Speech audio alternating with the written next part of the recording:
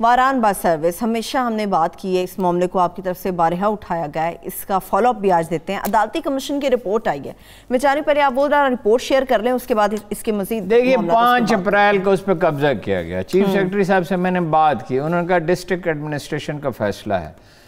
اب یہ تو عدالت طے کرے گی کہ ڈسٹرکٹ ایڈمنسٹریشن نے کیا یا چیف سیکرٹری نے کیا۔ مدعی جو ہیں ان کا کہنا ہے کہ چیف سیکرٹری نے کیا۔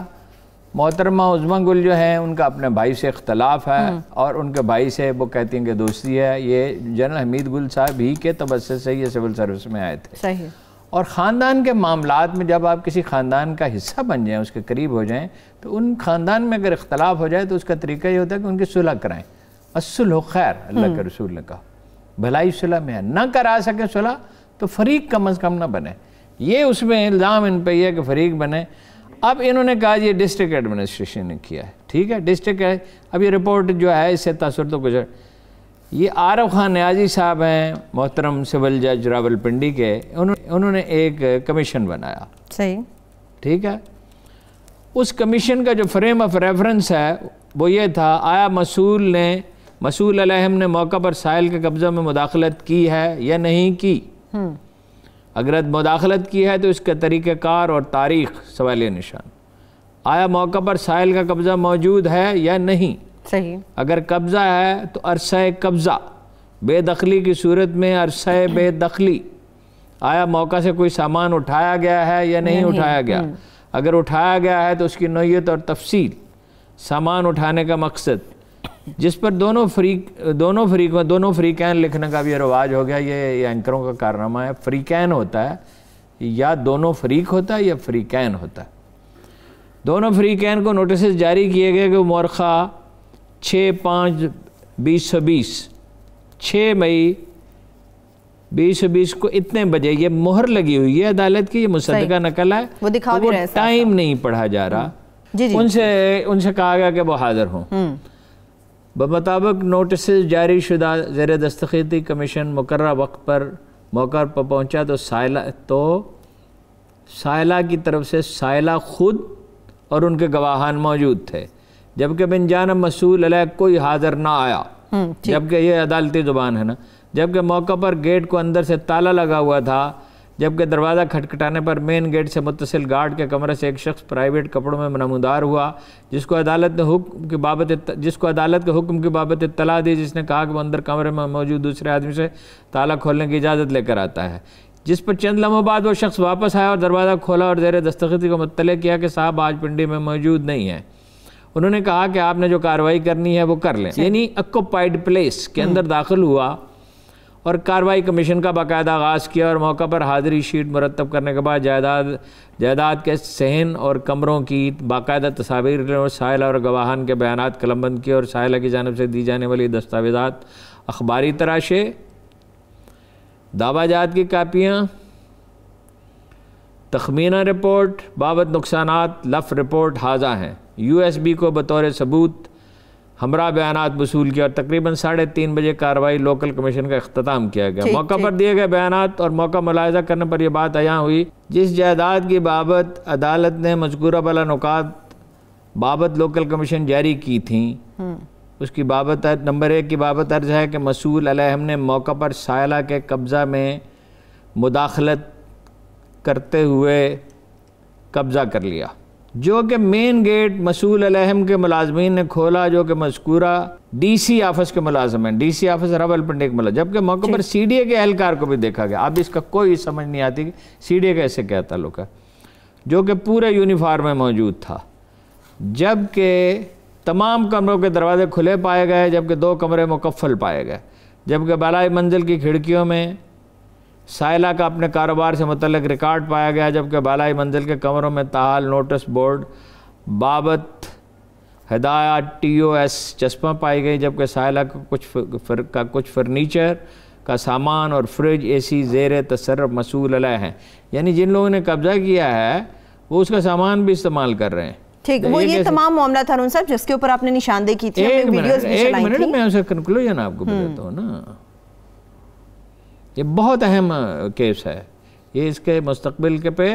یہ جو سابق چیف سیکرٹری کے مستقبل کا بھی انحصار ہے اور بہت سے لوگوں کے مستقبل کا انحصار۔ نکات نمبر 2 کے بابت درج ہے کہ مسئول علیہ نے مؤرخر 18/4/2020 کو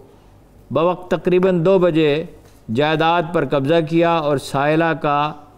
ملکیتی سامان ٹرکوں اور دیگر گاڑیوں میں بھر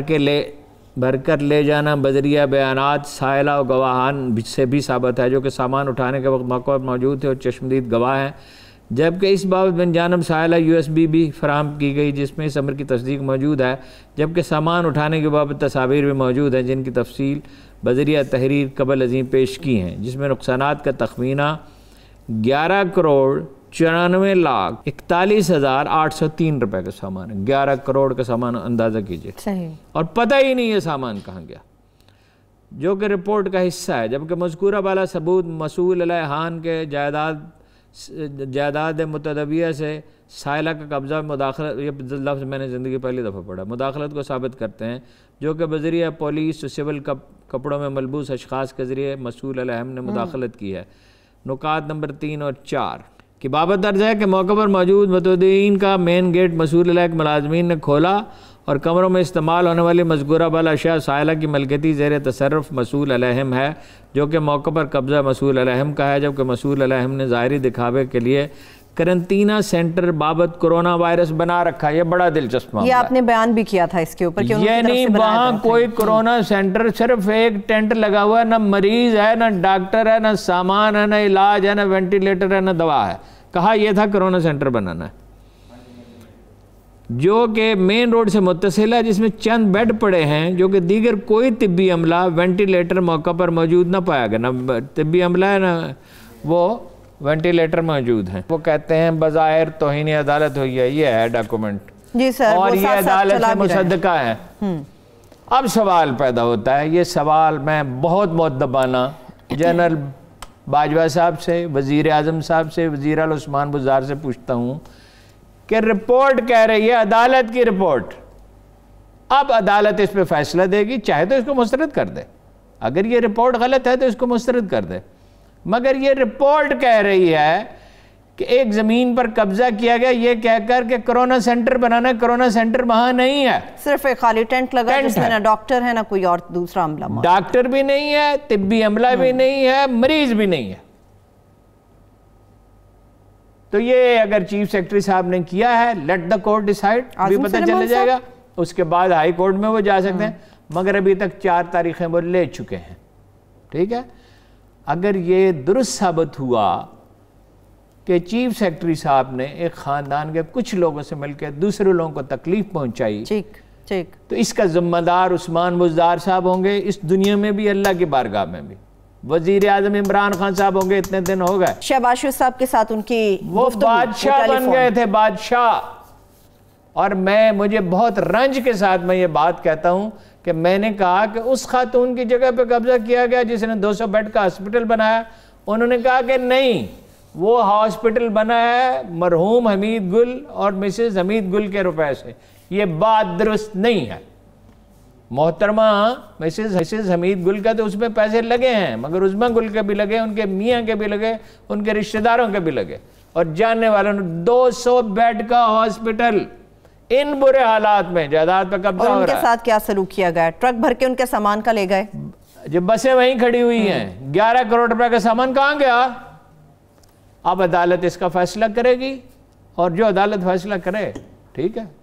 حقائق پر تو یہ رپورٹ تو بڑی سنگین ہے، ان تمام چیزوں کی تصدیق کر رہی ہے ہارون صاحب، جو بار بار ہم نے بھی بتائی ہیں، ہماری طرف سے بھی بار بار بتائی جاتی رہی ہیں۔ اب آتے ہیں ہارون صاحب نیکسٹ، اس وقت جیسے عدالت تک تو جانے کی ضرورت ہی نہ پڑتی، وزیر اعظم کو کہ ان کے ساتھ ذاتی مراسم تھے، بعد میں بہت قریبی نہیں رہے، لیکن جب تعلقات نہیں رہے تو تب بھی دونوں نے ایک دوسرے کے بارے میں کوئی ناروا بات نہیں کی۔ عثمان بزدار صاحب کو جب معلوم تھا یہ سب ہوا، عدالت تک جانے کی نوبت کیوں آئی؟ وہ وہیں اس کا اگر زیادتی ہوئی تھی تو اسی وقت فیصلہ کرتا ہے۔ ایک اطراف سے یہ بھی خبر سامنے آ رہی ہے اور یہ بات کی بھی جا رہی ہے ہارون صاحب کہ آپس کے خاندان کا مسئلہ ہے تو اس کو اتنا زیادہ ہائپ دینا یا پھر بڑھا چڑھا کر بات کرنا، جب وہ خاندان خود طے کرتا نا، 2 صورتیں ہوتی ہیں نا، خاندان کے لوگوں میں اختلاف ہو اس کی صلح کرا دی جائے، دوسری صورت یہ خاندان والے خود طے کریں، تیسرے آدمی کا کیا کام ہے اس میں دخل دینا. صحیح، ٹھیک ہے. اچھا ہارون صاحب